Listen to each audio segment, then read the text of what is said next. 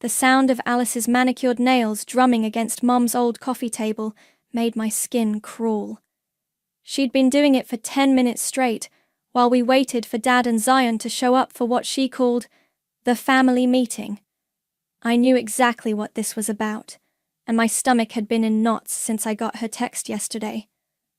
My name is Denise, and I'm about to watch my family destroy the only place that ever felt like home. Where the hell are they? Alice muttered, checking her Rolex for the third time. At 38, my older sister had perfected the art of looking perpetually annoyed. Her blonde hair was pulled back in that severe bun she wore to intimidate people at her marketing firm, and she was dressed like she'd just stepped out of a boardroom instead of sitting in our childhood living room. I curled deeper into Mum's faded floral armchair, the one Alice had already declared hideous and probably infested with something.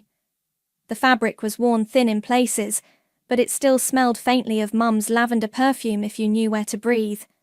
I did. "They'll be here," I said quietly, running my fingers along the chair's armrest where Mum used to rest her coffee cup every morning while she read the paper. "God, Denise, you're 35. Stop acting like a child clinging to her security blanket." Alice's voice had that sharp edge it always got when she looked at me. "This house is falling apart. The roof leaks, the foundation is cracking, and the plumbing is from the Stone Age. It just needs some work. Work that costs money none of us have." She stood up and walked to the window, her heels clicking against the hardwood floors Dad had installed himself 20 years ago. "Well, money you don't have anyway." There it was, the reminder that I was the family failure, the one who chose a government job over climbing some corporate ladder. The one who couldn't afford to buy out my siblings' shares of the house, even if I sold everything I owned. The front door slammed, and Zion's voice boomed through the hallway. Sorry! Traffic was insane!" My brother appeared in the doorway, all 6'2" of him, with that easy smile that had been charming people since we were kids. At 36, he still looked like he could be starring in some cologne commercial. Dad shuffled in behind him, looking smaller than I remembered. At 62, he'd aged a decade in the 6 months since Mum died. His shoulders were permanently hunched now, like he was carrying invisible weight. "Hey, Dad." I started to get up to hug him, but Alice was already talking. "Finally, sit down, both of you. We need to get this settled." Zion dropped onto the couch and immediately put his feet up on the coffee table. "So, what's the verdict, sis? How much are we looking at?"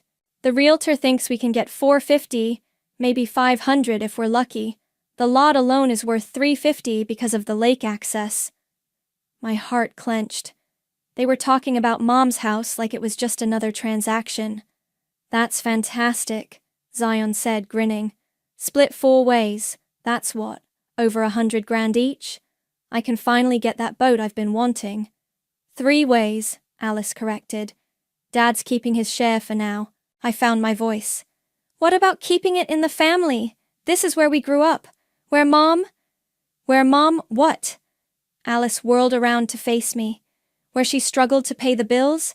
Where she cried herself to sleep after the divorce because she couldn't afford the mortgage payments? You want to honor her memory by letting this place rot?" "That's not what I meant." My voice came out smaller than I intended. "I just think we should talk about other options. Maybe I could take over the payments, or we could rent it out." Zion laughed. Actually laughed. "Denise, honey, you can barely afford your studio apartment. How are you going to maintain a 4-bedroom house on a county salary?" The pity in his voice was worse than Alice's contempt. At least she was honest about thinking I was pathetic. "I could get a loan." "With what collateral?" Alice's eyebrows shot up. "Your 10-year-old Honda? Face it, Denise, you're being emotional instead of practical." Again. Dad finally spoke up, his voice barely above a whisper. "Maybe we should listen to what Denise has to say." "Dad, with all due respect, you haven't made a decision about anything since Mom died," Alice said, not unkindly, but firmly. "That's why we're here. Someone has to be the adult. I looked around the room, at the mantel where our school photos still sat in their mismatched frames, at the kitchen doorway where Mom used to lean while she called us for dinner, at the staircase where Zion and I used to slide down the banister until Dad threatened to nail our feet to the floor. "I vote we keep it," I said. "I vote we sell," Alice said immediately. "Sell," Zion agreed. All eyes turned to Dad. He looked at me with something that might have been apology, then down at his hands. "I'm sorry, sweetheart. I just can't. I can't handle the upkeep anymore." 3-1. Just like that, it was over. Alice was already pulling out her phone. "I'll call the realtor tomorrow. We can have it listed by the weekend." I stood up slowly, collecting the coffee cups nobody had touched. My hands were steady, which surprised me. "I'll clean up." "Thanks, Dee," Zion said, already heading for the door. "This is really for the best, you know. Mom would want us to be practical." Alice gathered her purse and coat. "I'll handle all the paperwork. You don't need to worry about any of the details." Because I was too incompetent to handle details, apparently. After they left, I stood alone in Mum's kitchen, washing cups that didn't need washing. Through the window, I could see the lake where we'd spent every summer, the dock where Dad taught us to fish, the old oak tree where Mum used to read to us on lazy afternoons. They thought I was powerless. They thought I was just the sentimental little sister who couldn't accept reality. They had no idea what I was capable of. The next morning, I sat in my cubicle at the County Planning Commission, staring at the stack of wetland assessment reports I'd been compiling for the past 3 years. My coffee had gone cold an hour ago, but I couldn't bring myself to get up and reheat it. "You look like someone ran over your dog," Hadley said, appearing at my desk with 2 fresh cups from the break room. At 35, she was the only person at work who treated me like an actual human being, instead of just another bureaucrat pushing papers. "Thanks." I took the coffee gratefully. "Family meeting last night." "About the house?" She perched on the edge of my desk, lowering her voice. "What happened?" "They voted to sell. 3-1. "Shit, Denise. I'm sorry." I pulled up a file on my computer screen. Aerial photos of the property dating back 15 years. "Look at this." Hadley leaned closer. "Is that your mom's place? See this area here?" I pointed to a section behind the house where the land dipped toward the lake. "And this marshy spot by the old dock?" "Yeah? Seasonal wetlands. I've been documenting them since I started working here." I clicked through folder after folder of photographs, water level measurements, and species documentation. Every spring, this whole area floods. Migratory birds nest here. There's a family of great blue herons that's been coming back for at least a decade. Hadley's eyes widened. "You've been building a case. For 3 years." I opened another file. Soil composition reports, drainage patterns, wildlife surveys. I even got the state environmental office to do an independent assessment last fall. Holy shit! Does your family know? They think I'm just the pathetic little sister who can't let go of Mommy's house. I clicked to the final folder. They have no idea I've been positioning myself to have authority over this exact type of designation. "Denise." Hadley's voice was barely a whisper. "You could make their property undevelopable. I could protect it, the way Mom would have wanted." My phone buzzed with a text from Alice. "Meeting with lawyer at 2 p.m. Be there." "I have to go," I told Hadley, grabbing my jacket. "They want me to sign paperwork." "Are you really going to do this? They're your family." I looked at her for a long moment. "They stopped treating me like family a long time ago. The law office smelled like leather and expensive cologne. Micah Freeman had been Alice's friend since college, and his success showed in every piece of furniture and every perfectly pressed suit. He stood up when I walked in, extending his hand with that practiced smile lawyers perfected. "Denise, good to see you. Please, sit." Alice was already there, of course, looking impatient. "Where's Zion?" "Running late," I said, settling into the chair across from Micah's massive desk. "We can start without him." Micah opened a thick folder. "This is pretty straightforward. Standard property sale agreement, with the proceeds split equally among the 4 heirs." He slid a document across the desk. "I just need your signature on page 12. I flipped through the pages slowly, reading every line while Alice drummed her fingers on the armrest. The language was dense, full of legal terminology, but I understood enough. They were selling to Lucas Development Group for $475,000. "Who's Gerard Lucas?" I asked. "Big resort developer," Micah said. "He's planning some kind of luxury lakefront property. Condos, maybe a small hotel. It'll be good for the local economy." "A resort?" I kept my voice neutral. "Right on the lake." "Prime real estate," Alice added. "We're lucky he's interested." I found page 12 and stared at the signature line. My name was typed neatly underneath. Denise Hansen. "Any questions?" Micah asked. "Just one." I looked up at him. "What happens if there are environmental issues with the property?" Alice rolled her eyes. "There aren't any environmental issues, Denise. It's just a house and some trees." "I'm just being thorough," I said, hypothetically. Micah leaned back in his chair. "Well, if significant environmental concerns were discovered after the sale, it could complicate development plans. But we've done our due diligence. The property is clean. And if it were designated as protected wetlands? That would be a problem," he admitted. "But there's no indication of any wetland issues. The county would have flagged that during the initial assessment." I nodded and picked up the pen. "Good to know." Alice watched me sign my name with visible relief. "Finally, I was starting to think you were going to be difficult about this." "I'm not difficult," I said, sliding the document back across the desk. "I'm just careful." Zion burst through the door just as I was standing up. Sorry. Did I miss anything important?" "Just Denise signing off on the sale," Alice said. "You're next." "Awesome." Zion grabbed the pen without even reading the document. "Where do I sign?" I watched him scrawl his signature with the same careless confidence he'd had his whole life. The same confidence that made him assume he could just waltz in and claim his share of Mom's house without a second thought. "That's it then," Micah said, gathering the papers. "I'll file these with the court tomorrow. Settlement should be in about 30 days. "Perfect," Alice said, already checking her phone. "I've got to get back to work. Denise, do you need a ride?" "I'm good. I have some errands to run." Outside the law office, I sat in my car for a few minutes, watching Alice drive away in her BMW. Then, I pulled out my phone and scrolled through my contacts until I found the number I needed. "State Environmental Protection Agency. This is Janet." "Hi, Janet.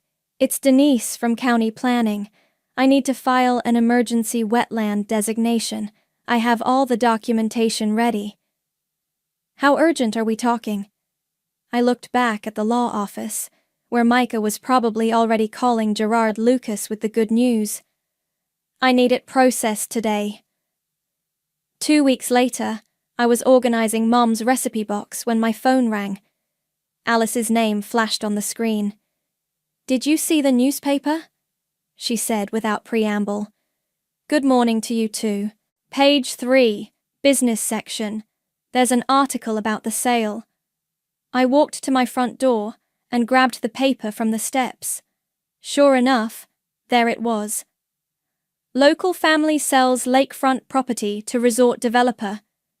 The historic Hanson property will be transformed into a luxury resort featuring 24 condominiums and a boutique hotel." I read aloud. "Construction is expected to begin this fall." Isn't it exciting? Gerard's really going all out. He's talking about a spa, a marina, maybe even a golf course if he can acquire the adjacent lots. My stomach twisted. A golf course? I know, right? Property values in the whole area are going to skyrocket. We're getting out at the perfect time. After she hung up, I sat on Mom's front porch, staring at the article. There was a photo of Gerard Lucas shaking hands with some city council members, all of them grinning like they'd won the lottery. My phone buzzed with a text from Emily. "Can I come over?" Mum's being impossible. 20 minutes later, Alice's 16-year-old daughter was sitting next to me on the porch swing, her dark hair falling across her face as she scrolled through her phone. "She's already picked out new furniture," Emily said, "for a house she hasn't even bought yet." "What kind of house?" "Some McMansion in Riverside Estates, 5 bedrooms, 4 bathrooms, a 3-car garage." Emily made a gagging sound. "She keeps talking about how we'll finally have proper space for entertaining." "And how do you feel about that?" Emily was quiet for a moment, pushing the swing with her toe. "I don't want to leave. All my friends are here. And this house—" She gestured toward the front door. "Grandma taught me to bake in that kitchen. Remember when we made those terrible Christmas cookies last year?" I smiled. They weren't that terrible. They were basically hockey pucks, but she was so patient, even when I burned the second batch. Emily's voice got smaller. "Mom never has time for stuff like that. Your mom's busy with work." "She's busy with everything except me." Emily tucked her legs under her. "Did you know she's already enrolled me in some fancy private school? Without even asking what I thought?" Before I could respond, a black SUV pulled into the driveway. Zion climbed out, wearing a suit that probably cost more than my monthly rent. "Hey, kiddo," he called to Emily. "What are you doing here?" "Visiting Aunt Denise. Is that illegal now?" He laughed and bounded up the porch steps. "Just checking on our investment, making sure the place is still standing." "It's not your investment yet," I said. 30 days, sis. Then we're all rich." He peered through the front window. "You know, I was thinking we should probably clear out all the furniture before Gerard's people do their final walkthrough. Some of this stuff might be worth something." "Like what?" "Mum's china cabinet. That antique desk in the study. Maybe some of the jewelry." He turned to Emily. "Your mum said you might want some of Grandma's things for your new room?" Emily's face darkened. "I don't want a new room." "Come on, Em. You'll love the new house. Your mum's getting you one of those fancy walk-in closets." "I don't care about a closet." Zion looked confused, like he couldn't understand why anyone wouldn't be excited about a bigger house. "Well, you'll change your mind once you see it." After he left, Emily and I walked down to the lake. The water was still and clear, reflecting the late afternoon sky. A great blue heron stood motionless in the shallows, waiting for fish. "Look," I whispered, pointing. Emily pulled out her phone and took a picture. "Grandma loved those birds. She used to sit on the dock every morning with her coffee, watching for them. Mom wants to sell the dock too. She says it's a liability." We sat on the weathered boards, our feet dangling in the cool water. Emily was quiet for a long time, just watching the heron. "Aunt Denise?" "Yeah?" "Do you think Grandma would be okay with selling the house?" I considered the question carefully. "I think your grandma would want what's best for the family. But what if what's best for the family isn't what's best for the house?"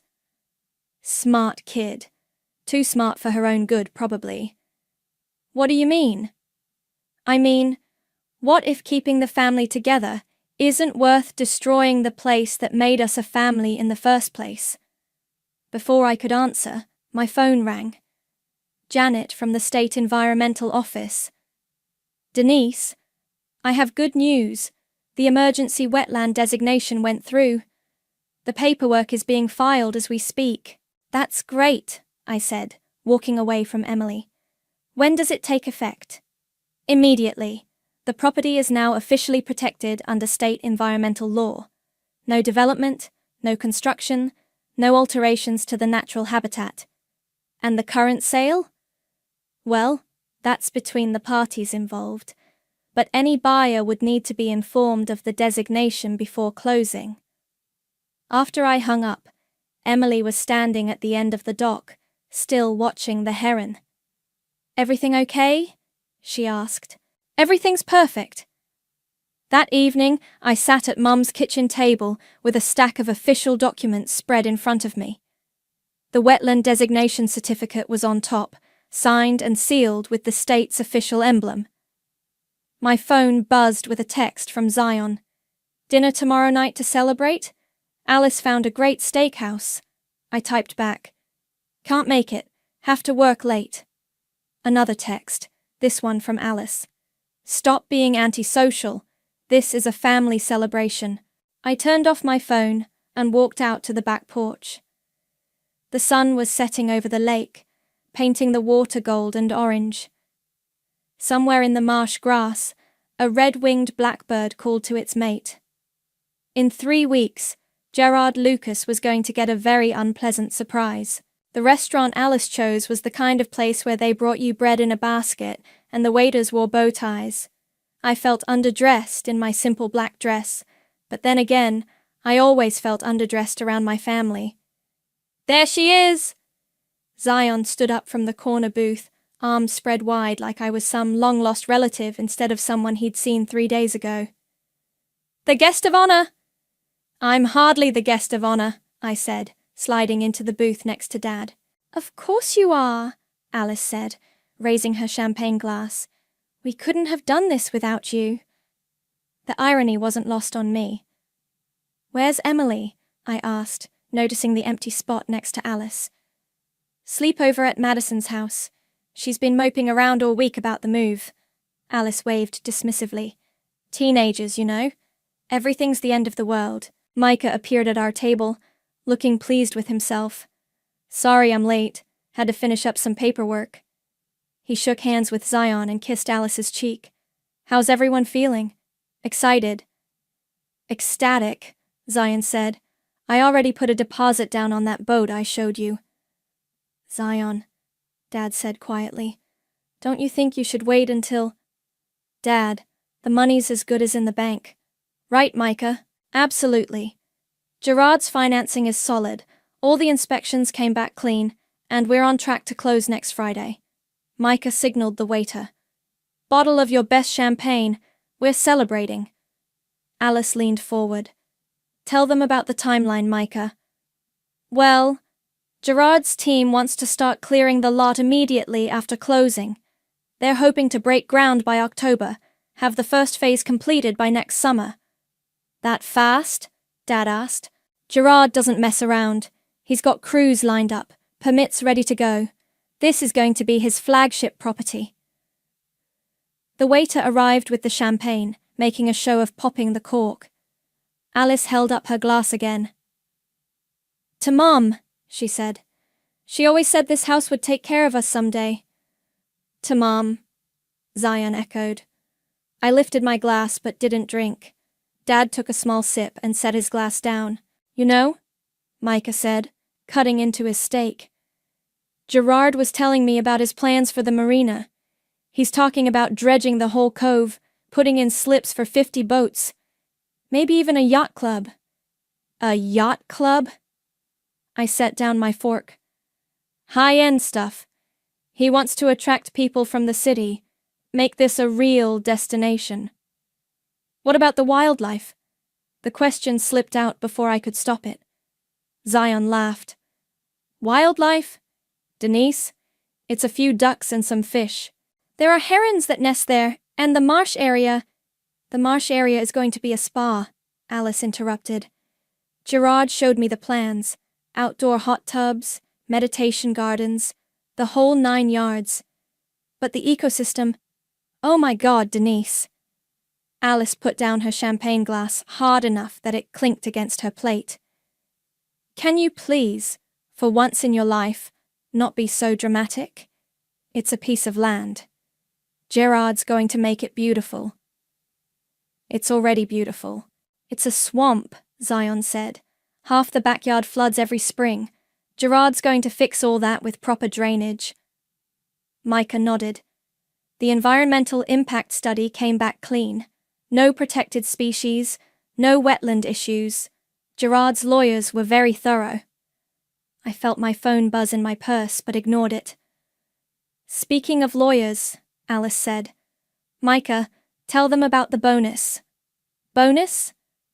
Dad looked up from his barely touched meal.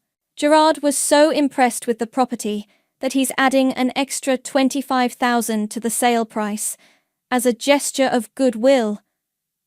Zion whooped. "Are you serious? That's another $6,000 each." "More than that," Alice said. "I negotiated a finder's fee since I'm the one who reached out to Gerard initially. So really, it's about $8,000 extra for each of us." "Alice, that's not," Dad started. "Fair? Dad, I did all the work on this sale. I found the buyer, I handled the negotiations, I coordinated with Micah. Denise just had to sign a piece of paper." My phone buzzed again, then again. "Excuse me," I said, pulling it out of my purse. 3 missed calls from Gerard Lucas. 2 voicemails. "Everything okay?" Micah asked. "I should probably take this. Work emergency." I stepped outside the restaurant and called Gerard back. "Ms. Hanson? Thank God. I've been trying to reach you all evening." "What can I do for you, Mr. Lucas?" "There's been a problem. A big problem. My legal team just informed me that your property has been designated as protected wetlands, as of today." I leaned against the restaurant's brick wall. "I'm sorry to hear that." "You're sorry? Do you understand what this means? I can't build anything on that land. Not a single structure. The whole development is dead." "That does sound complicated." "Complicated?"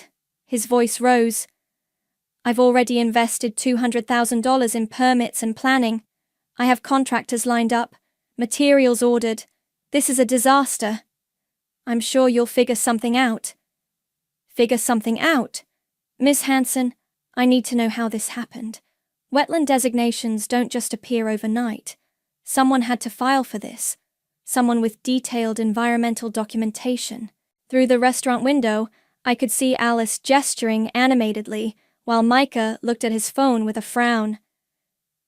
"I wouldn't know anything about that," I said. "I just work in county planning." "You work in—" Gerard's voice cut off abruptly. "Ms. Hanson, what exactly is your job title?" "Administrative Manager for Environmental Assessments." The silence stretched so long I thought he'd hung up. "You've got to be kidding me." Micah burst through the restaurant door, his face pale. "Denise, there you are. We need to talk. Now." I hung up on Gerard and followed Micah back inside, where Alice and Zion were staring at their phones with identical expressions of horror. "What's wrong?" Dad asked. Alice looked up at me, and for the first time in my life, I saw real fear in her eyes. "The sale is off," she whispered. "The whole thing is off." The silence at our table was deafening. Other diners continued their conversations around us, clinking glasses and laughing, completely oblivious to the bomb that had just exploded in our little corner. Micah was frantically scrolling through his phone. "This doesn't make sense. I had my paralegal run a full environmental check just last month. There was nothing." "What exactly are we dealing with?" Alice's voice was tight, controlled, but I could hear the panic underneath. "Protected wetlands designation, filed with the state yesterday, effective immediately." Micah looked up from his phone. "Gerard's lawyers are saying the property is completely undevelopable now. No construction, no alterations to the natural habitat, nothing." Zion grabbed Micah's phone. "Let me see that." "Zion, give it back," Alice snapped. "This has to be a mistake," Zion said, reading. "It's just some bureaucratic mix-up, right? We can appeal it or something. It's not a mix-up." Micah's voice was grim. "I just got off the phone with Gerard's head counsel. They've been dealing with wetland issues for years. This designation is rock solid. Someone filed a comprehensive environmental impact study with 3 years of documentation." Alice turned to stare at me. 3 years? "That's what it says here," Zion read from the phone. seasonal flooding patterns, migratory bird nesting sites, protected species habitat. He looked confused. Who the hell has been studying our backyard for 3 years? The waiter approached our table with dessert menus, took one look at our faces, and quickly retreated. Gerard is threatening to sue, Micah continued. Breach of contract, failure to disclose material information, damages for lost investment. He's talking about millions. Dad finally spoke up, his voice barely audible. Millions? His legal team is claiming we knowingly withheld information about environmental restrictions. They're saying we committed fraud. But we didn't know, Alice said. How could we know? That's what I told them, but Gerard's not buying it. He thinks someone in the family orchestrated this whole thing.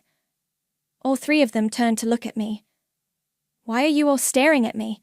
I asked, taking a sip of my champagne. Because you work for the county planning office, Alice said slowly. Because you handle environmental assessments. So? So you would have known if there were wetland issues with the property. I shrugged. I handle dozens of properties every month. I can't keep track of every single environmental report that crosses my desk. But this is our family's property, Zion said. You would have noticed if something came up about Mum's house. Would I? You all made it pretty clear that I'm just a paper-pushing bureaucrat who doesn't pay attention to important details. Micah was typing furiously on his phone. I'm trying to reach someone at the state environmental office. Maybe we can get more information about who filed this designation. Good luck with that, I said. Government offices are closed after 5. Alice leaned across the table. Denise, I need you to be completely honest with me.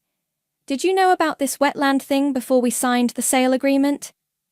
Are you accusing me of something? I'm asking you a direct question. I met her gaze steadily. I signed the same paperwork you did, Alice. I agreed to sell the house just like the rest of you. That's not what I asked. It's the answer you're getting. Zion slammed his hand on the table, making the glasses jump. This is insane. I already bought the boat. I put down $15,000. You did what? Dad stared at him. I figured the money was guaranteed. The dealer said I could take delivery next week. Jesus Christ, Zion. Alice rubbed her temples. Please tell me you didn't spend money you don't have. I may have also put an offer on a condo in Miami. The color drained from Alice's face.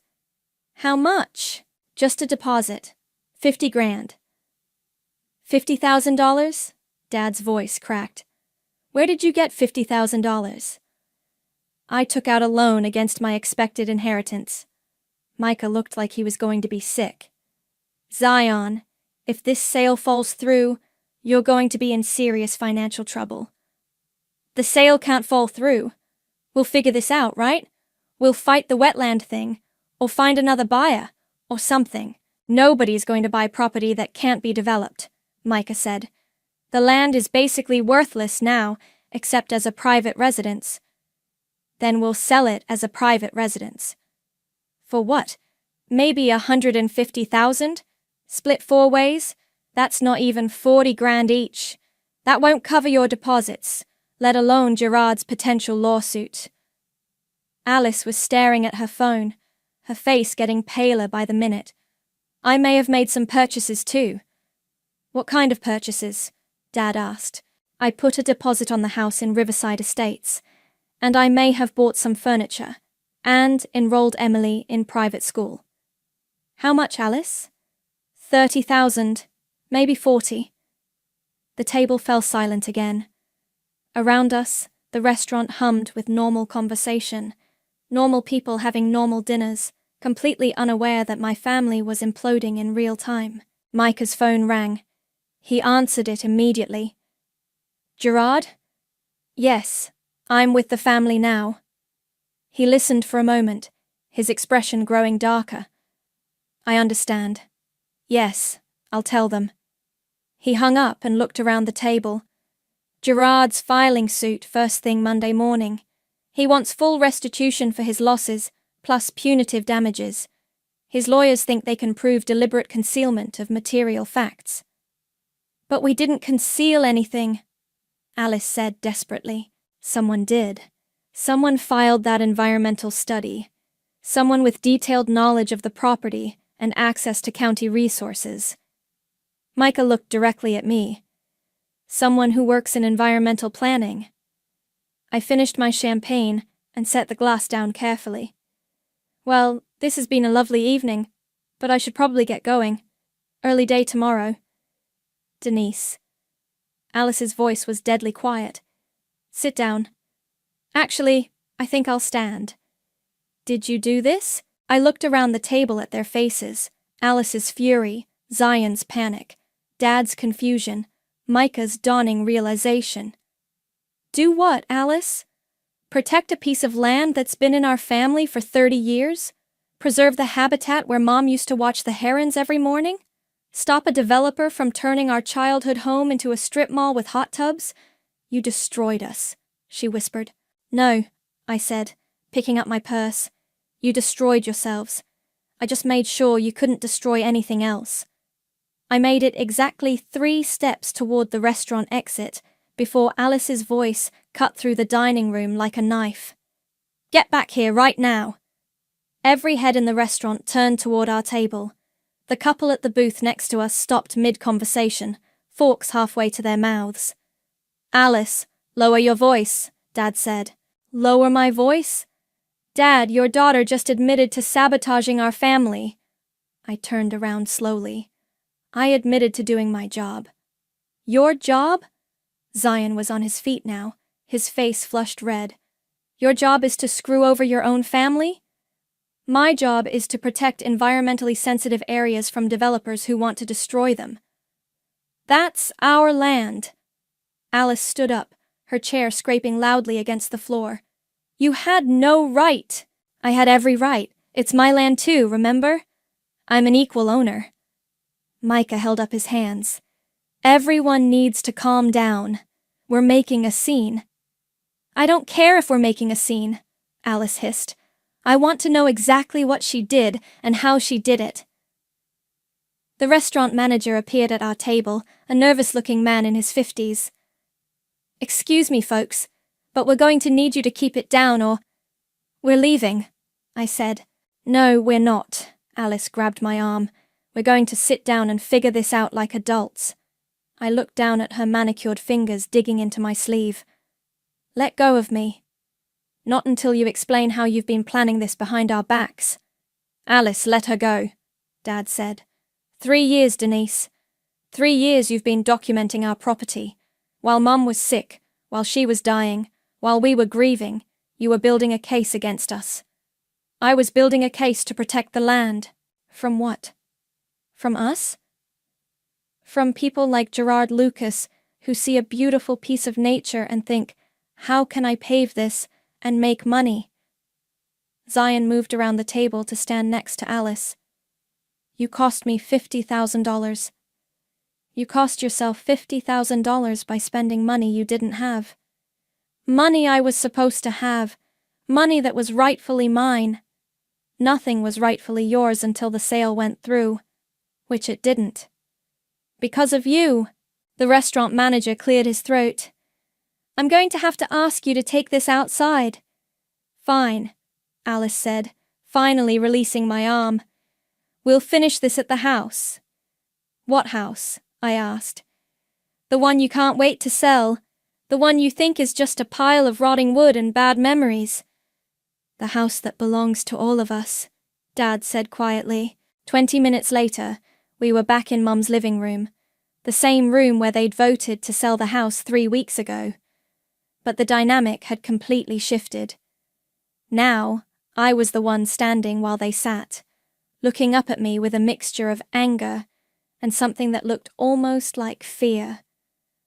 Start from the beginning, Alice demanded. When did you first decide to do this? I didn't decide anything. I just did my job. Stop saying that! Zion slammed his fist on the coffee table. This isn't about your job. This is about revenge. Revenge for what? For being the family screw-up.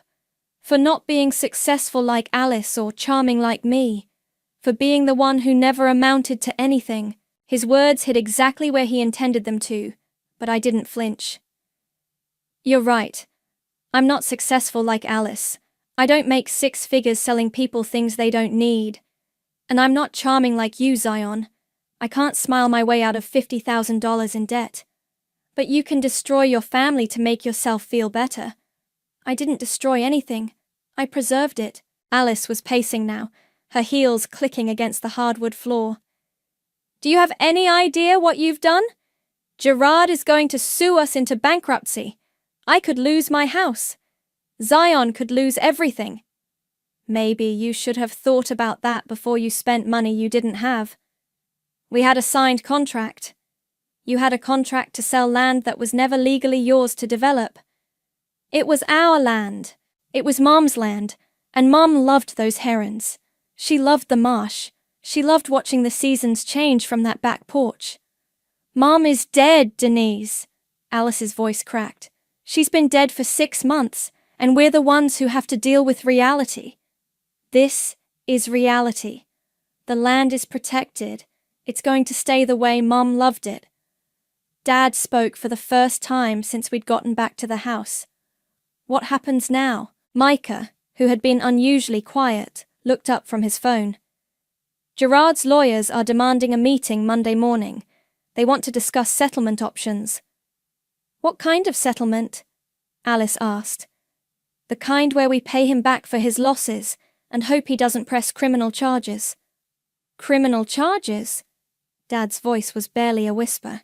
Fraud, conspiracy, deliberate misrepresentation. Micah looked at me. They're going to argue that Denise used her position at the county to manipulate the sale. I used my position to do my job. Your job doesn't include targeting your own family's property. My job includes evaluating any property that meets the criteria for environmental protection. This property met those criteria. Alice stopped pacing and turned to face me. Fine. You want to play hardball? Here's what's going to happen. You're going to march into that environmental office Monday morning and reverse this designation. I can't do that. You can, and you will. The designation is based on 3 years of documented evidence. I can't just make it disappear because you want me to. Then we'll find someone who can. Good luck with that. Zion stood up. You know what? I'm done with this. I'm done with you. He pointed at me. You're not my sister anymore. Sisters don't destroy each other. Brothers don't dismiss their sisters as pathetic failures either. I never said you were a failure. You didn't have to. It was written all over your face every time you looked at me. Alice moved to stand next to Zion. If you don't fix this, we'll never speak to you again. I looked at the two of them, standing shoulder to shoulder against me, just like they had our whole lives. Then I looked at Dad, slumped in his chair, looking older and more defeated than I'd ever seen him. You know what the funny thing is? I said. You're giving me exactly what I've always wanted. What's that? Alice asked. A family that finally sees me as powerful instead of pathetic. I walked toward the front door, then stopped and turned back. Oh, and Alice, there is one way out of this mess. What? You can still sell the house, just not to a developer. Find someone who wants to live here, who'll take care of it the way Mom did. The wetland designation doesn't prevent residential use. For what? $150,000? That's nothing. It's enough to pay Gerard back and cover your deposits, if you're smart about it. And if we're not smart about it, I opened the front door and stepped onto the porch. Then I guess you'll find out what it's like to lose everything that matters to you. The story broke on Tuesday morning. I was sitting at my desk, trying to focus on a routine zoning application, when Hadley rushed over with her laptop. You need to see this, she said, setting it down in front of me. The headline read, Local Families Greed, Backfires in Environmental Protection Case. Below it was a photo of Alice and Zion leaving Micah's office, both looking like they'd been hit by a truck. How did the press get this? I asked. Someone leaked Gerard's lawsuit filing. It's all here. The failed development deal, the family fighting, even the part about Zion's boat and Alice's house deposits. Hadley scrolled down. Look at the comments. There were hundreds of them. Good for the county worker who protected the wetlands. These people tried to destroy wildlife habitat for money and got what they deserved. Finally, someone standing up to greedy developers. My phone rang. Alice's name on the screen. Are you seeing this? Her voice was shaking. Seeing what? Don't play dumb. The news article, the comments. People are calling us monsters. I didn't leak anything to the press, Alice. Gerard's lawyers think you did. They're saying you orchestrated this whole media circus to make us look bad. Gerard's lawyers are grasping at straws. My boss called me into his office this morning. He's concerned about the negative publicity affecting the company's reputation. Alice's voice cracked. I might lose my job, Denise. Before I could respond, she hung up. Hadley was watching me carefully. How are you feeling about all this? I don't know. And that was the truth. I'd expected to feel triumphant, vindicated. Instead, I just felt hollow. My phone buzzed with a text from Emily. Can we talk, please? An hour later, I met Emily at the coffee shop near her school. She looked like she hadn't slept in days. Mom's been crying for 3 days straight, she said without preamble.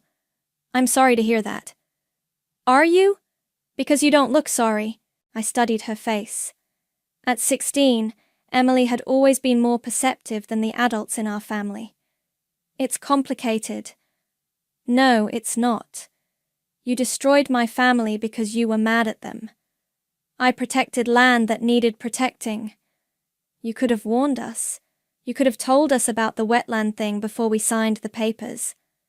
She was right, and we both knew it. Would it have mattered? Would your mom and uncle have listened to me? We'll never know, will we? Emily pulled out her phone and showed me a screenshot. This is what kids at school are saying about us. The social media post called Alice and Zion greedy environmental destroyers and included photos of our family from the newspaper article. I'm sorry you're dealing with this. Sorry doesn't fix anything. Emily's eyes filled with tears. Mom had to withdraw me from the private school. We can't afford it now, and we can't move to the new house because she can't get approved for a mortgage with all this legal stuff hanging over her. What about your dad? He's threatening to sue for full custody. He says Mom's financial irresponsibility makes her an unfit parent. My stomach dropped. Emily, I didn't know. Of course you didn't know. You were too busy getting your revenge to think about who else might get hurt. She stood up to leave, then turned back. You know what the worst part is. Grandma would be ashamed of all of us. You, Mom, Uncle Zion, all of us. She always said family was the most important thing, and look what we've done to each other. That evening, I drove to the house and sat on the back porch, watching the sun set over the lake. The great blue heron was there, standing motionless in the shallows. Mom's favorite. My phone rang. Dad's number. Denise, can you come inside? We need to talk. I found him in the kitchen, looking frailer than ever. There were legal documents spread across the table. Gerard's lawyers made an offer, he said. If we pay him back his development costs, about $200,000, he'll drop the lawsuit. That's good news. Is it? Because we don't have $200,000. Even if we sell the house for full market value as a residence, we'll be lucky to get $150,000. I sat down across from him. What are you saying? I'm saying I might have to declare bankruptcy.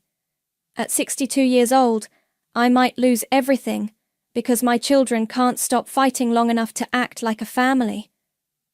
Dad! Alice lost her job today. Zion's boat got repossessed, and the bank is threatening to foreclose on his condo. And you. He looked at me with tired eyes. You got exactly what you wanted. I wanted to save the house. No, you wanted to hurt them. And you did. But you hurt me too. You hurt Emily. You hurt everyone who cares about this family. I stared down at the legal papers. What do you want me to do? I want you to fix this. I can't reverse the wetland designation. It's based on legitimate environmental concerns. Then help us find another way. Use that brilliant mind of yours to solve problems instead of creating them. Dad stood up slowly, his joints creaking. Your mother's jewelry box is upstairs in the bedroom. She always said it should go to you someday. Maybe now's the time. After he left, I climbed the stairs to my parents' bedroom. Mom's jewelry box sat on the dresser, exactly where it had always been. Inside, along with her wedding ring and a few simple necklaces, was an envelope with my name on it. I opened it with shaking hands. My dearest Denise, it began in Mom's careful handwriting. If you're reading this, I'm gone, and I hope you're not too sad. I know your brother and sister don't always appreciate how special you are, but I do. You have the biggest heart in this family, and the strongest will. That's a powerful combination, but it can be dangerous too. Promise me you'll use your strength to build bridges, not burn them. Family is messy and complicated and sometimes unfair, but it's also the only thing that really matters in the end. Take care of them, sweetheart, even when they don't deserve it. Especially then. All my love, Mom. I sat on the edge of the bed, holding the letter, and finally let myself cry. Outside, the heron called to its mate across the darkening water. The next morning, I called Hadley before work. I need a favor, I said. A big one. What kind of favor? The kind that might get us both in trouble. An hour later, we were sitting in her car outside Gerard's downtown office building. Are you sure about this? Hadley asked. No, but I'm doing it anyway. Gerard's receptionist looked surprised when I walked in. Miss Hanson? Mr. Lucas wasn't expecting you. Tell him I'm here to discuss a settlement. 5 minutes later, I was sitting across from Gerard in his glass-walled office. He looked like he hadn't slept much either. This is unexpected, he said. I have a proposition. I'm listening. You drop the lawsuit against my family. In exchange, I'll help you find another property for your resort development. Gerard leaned back in his chair. What kind of property? There's a piece of land about 10 miles north of here. 40 acres, lake access, no environmental restrictions. The owner's been trying to sell for 2 years. Why should I trust you? Because I'm the one who knows which properties in this county are developable and which ones aren't. Work with me instead of against me. Gerard was quiet for a long moment. What's in it for you? My family doesn't go bankrupt. And the wetland designation on your property? Stays in place. Forever. He picked up his phone. Get me Tom Bradley from legal. 2 hours later, I was back at the house. Alice's car was in the driveway, along with Zion's truck. I found them in the living room with Dad and Micah. What are you doing here? Alice asked. Gerard's dropping the lawsuit. The room went dead silent. What? Micah looked up from his laptop. I just came from his office. He's withdrawing all claims against the family. How? Zion's voice was barely a whisper. I made a deal with him. Alice stood up. What kind of deal? The kind where he gets what he wants and we get what we need. Denise, Dad said quietly, what did you do? I helped him find a better property for his development, one that's actually suitable for a resort. Micah was typing furiously. I'm not seeing any paperwork filed yet. It'll be filed by end of business today. Gerard's lawyers are drawing up the withdrawal documents now. Alice sank back into her chair. I don't understand. Why would you help him after everything that's happened? Because Emily was right. Grandma would be ashamed of all of us. So what happens now? Zion asked. Now we figure out how to sell this house to someone who'll actually live in it. Micah cleared his throat. Actually, I might have a buyer. We all turned to look at him. My cousin Sarah has been looking for a place on the lake. She's a teacher, recently divorced, has 2 kids. She saw the newspaper article and called me yesterday. How much is she offering? Alice asked. $140. Cash. She can close in 2 weeks. Alice and Zion exchanged glances. It wasn't the windfall they'd been expecting, but it was enough to cover their deposits and get them out of debt. That works, Alice said finally. For all of us? I asked. What do you mean? I mean, do I get a vote this time, or are we back to the 3-against-1 system? Dad spoke up. Everyone gets a vote. Equal shares, equal say. Then I vote yes, I said. On one condition. What condition? Zion asked suspiciously. Emily gets first pick of anything she wants from the house. Furniture, photos, whatever. Before we divide up the rest. Alice's eyes filled with tears. She'd like that. I vote yes too, Dad said. Yes, Zion agreed. Yes, Alice whispered. Micah started gathering his papers. I'll call Sarah and set up the paperwork. After he left, the 4 of us sat in awkward silence for a few minutes. I'm sorry, Alice said finally. About the things I said, about calling you pathetic and childish. I'm sorry too, about the way I handled this whole thing. You could have just talked to us, Zion said. Explained about the wetlands before we got in so deep. Would you have listened? He thought about it. Probably not.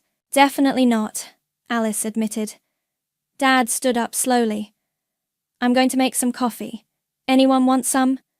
I'll help, I said. In the kitchen, Dad filled the old percolator while I got cups from the cabinet. Your mother would be proud of you, he said, for fixing this. I'm the one who broke it in the first place. No, sweetheart. It was broken long before you filed that wetland designation. We just never bothered to notice. The coffee started percolating, filling the kitchen with its familiar smell. Dad, what are you going to do after the house sells? I don't know yet. Maybe find a little apartment somewhere. Start over. You could stay with me for a while, if you want. My couch pulls out. He smiled for the first time in weeks. I'd like that. We carried the coffee back to the living room, where Alice and Zion were looking through old photo albums. Look at this one, Alice said, holding up a picture of the 3 of us as kids, building a sandcastle on the beach. Remember that summer? You made me be the castle servant, I said. And you put sand in our lunch sandwiches, Zion added. That was an accident. Sure it was. We spent the rest of the afternoon going through boxes and albums, dividing up memories along with possessions. It wasn't perfect. There were still awkward moments, still things left unsaid. But it was a start. As the sun set over the lake, I walked out to the dock one last time. The heron was there, as always, waiting patiently for fish. Thank you, I whispered to Mum, to the bird, to the lake itself. Behind me, I could hear Alice and Zion arguing about who got Dad's old fishing tackle, their voices carrying the familiar rhythm of siblings who knew exactly how to annoy each other. It sounded like family. My phone buzzed with a text from an unknown number. Thank you for everything. I know this wasn't easy. Gerard. I deleted it without responding and walked back toward the house, where my family was waiting.